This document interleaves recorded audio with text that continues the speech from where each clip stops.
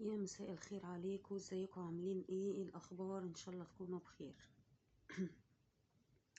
النهارده هعمل لكم ريفيو عن السان سكرينز او السان بلوكس اللي استخدمتهم في 2024 واقول لكم رايي فيهم ومين احلى ومين اوحش وكل الكلام ده.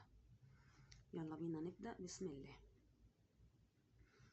طيب نبتدي باول واحد انا استخدمته اللي هو بوباي. اول واحد ده اللي انتوا شايفينه ده اللي هو ليه ده اللي هو ليه اوتومايزر كده من فوق. ده مكتوب عليه جل. اولا المجموعة دي كلها للبشرة المركبة، وطبعا تنفع للبشرة الدهنية لان كل اللاين اللي قدامكم ده عبارة عن جل. وهو ده اللاين اللي بينفع للبشرة المركبة. يعني لو انت بشرتك مركبة ابعدي تماما عن الكريمز والزيوت والدنيا دي كلها خالص، هتحطيه هتحسي كأنك قلية بيضة على وشك او وشك عبارة عن زيت. طيب تعالوا نبتدي بأول واحد، بوباي ده اللي بقول لكم عليه بالأوتومايزر ده. بصوا هو فيه يعني فيه ميزة كده مش موجودة في أي سان سكرين، ما شفتهاش يعني لحد دلوقتي. اكسترا لايتنينج أو وايتنينج. تمام. يعني كمان هو بلس ان هو سان سكرين، لا هو يعني بيفتح. فطبعا دي حاجة حلوة جدا للبنات اللي بتحب تفتح بشرتها. طب تعالوا اتكلم عليه، على المنتج ده. اول واحد ركزوا معايا، خفيف جدا، جل. البشرة بتمتصه بسرعة، مش بيسيب اي تكتلات. منتج ممتاز بصراحة. هو بس يعني يعتبر اغلى من الاتنين التانيين اللي جنبه. يعني هو غالي شوية عشان بس زي ما قلت لكم حتة الاكسترا وايتنينج ان هو بيفتح، لكن هو كسان سكرين ممتاز. يعني للناس اللي هي كانت بتستخدم المستورد. دلوقتي هفتكر اسمه واقوله لكم. كان في نوع مستورد كده فلويد، طبعا ده كان غني عن التعريف وكان ممتاز جدا. فدول بدايل، كل دول بدايل، بس يعني هفتكر وانا بكلمكم هفتكر اسمه ايه واقوله لكم. طب تاني واحد انا جربته هو ده انفينيتي. عايزه اقول لكم ان انا كنت خايفه جدا جدا قبل ما اجربه، يعني مش قادره اوصف لكم كنت خايفه منه ازاي. هو برضو مكتوب عليه جل. بس هو بقى وبرضو للبشره المركبه وكل حاجه.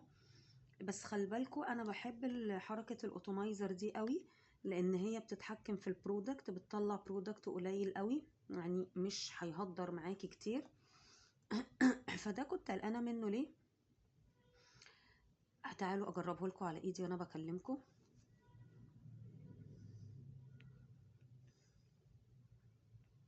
هو قوامه كريمي شويه. تمام.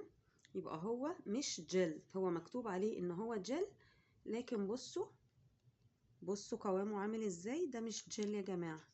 وللاسف بصوا اهو على ايدي اهو كريمي قوي، باين ان هو كريمي قوي. ده للاسف خلص. يعني لو ينزل كده اي نقطه يا ريت. بحاول. خلص خالص للاسف. بحاول اشوف اي نقطه فيه، يعني فتفوته مش عارفه يعني. مش استنوا كده معايا. بصوا من الغطا كده، بصوا شايفين حاجة خفيفة جدا جدا وجل. وده فعلا جل، ده فعلا جل. بصوا البشرة امتصته على طول ازاي. طيب ايه رأيي في انفينيتي؟ عشان مظلموش، حلو مش وحش. حلو مش وحش. بس هو كريمي زي ما قلت. التيوب انا ما بحبهاش، بتنزل برودكت كتير. مش وحش بصراحة. وكل الكلام اللي انا عرضاه ده في الصيف بينزل قطعة وقطعة فري، قطعة وقطعة 50%. يعني في الصيف بتبقى الحاجات دي رخيصة جدا، حتى يبقوا هاتوا وشيلوا للشتاء. طب في حد دلوقتي هيقول لي ليه للشتاء؟ مفيش شمس في الشتاء يا جماعة، مفيش حاجة اسمها الكلام ده. الشمس موجودة صيف شتاء. تمام. السان سكرين هقول لكم بقى استخداماته في ايه تانية دلوقتي، مفاجأة يعني هتتفاجئوا دلوقتي. السان سكرين تستخدميه وانتي داخلة هتولعي الفرن بتطبخي، في بخار كتير هيطلع على وشك، كل الكلام ده حطي سان سكرين. تمام. يعني سان سكرين ده بستخدمه للإضاءة. يعني انتوا عارفين مثلا المذيعات والكلام ده كله لازم يحطوا سان سكرينز عشان يحموا بشرتهم من الإضاءة القوية قوي اللي بيتعرضوا لها. طب تعالوا بقى اكلمكم عن النوع التالت ده، دراكون. برضو ده كنت قلقانة منه عشان برضو منتج جديد وأول مرة أجربه. زي ما انتم شايفين جل وبرضو أنتي شاين ونفس الكلام ودراي تاتش وكل حاجة.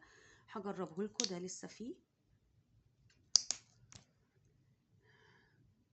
لطيف قوي على فكرة، لطيف قوي ويشبه اللي هو بوباي، بس هو ممكن يكون أخف سنة من بوباي. يا ريت البوباي كان فيه، يا ريت البوباي كان فيه. هو بس فيه ريحة مش وحشة، هو ريحته حلوة بأمانة الدراكون. وطبعا البوباي ريحته حلوة، ريحته حلوة قوي برضو البوباي. بس هو دراكون كده يعني فيه ريحة، يعني في مكوناته كده، بس مش ريحة وحشة، لا حرام يعني، عشان بس ايه مظلمهوش، لا يعني ريحة مش وحشة. طيب لو انا بقى هختار لكم البرودكت نمبر 1، محتارة بصراحة ده وده، عشان بس ايه ما نظلمهمش. دراكون برضو ممتاز جدا، برضو البشرة بتمتصه بسرعة، مش بيسيب تكتلات، حلو جدا. يمكن هو البرودكت التاني هو ده، علشان بس التكستشر بتاعته كريمي. تمام، كريمي مش جل. يعني البشرات اللي هي بتبقى دهنية ومركبة وفيها زيوت والكلام ده بتبقى عايزة حاجة سريعة الامتصاص. بس كده انا خلصت. اوعوا ما تحطوش سان سكرين في الشتاء، اوعوا حافظوا على بشرتكم عشان ما يطلعلكوش تجاعيد.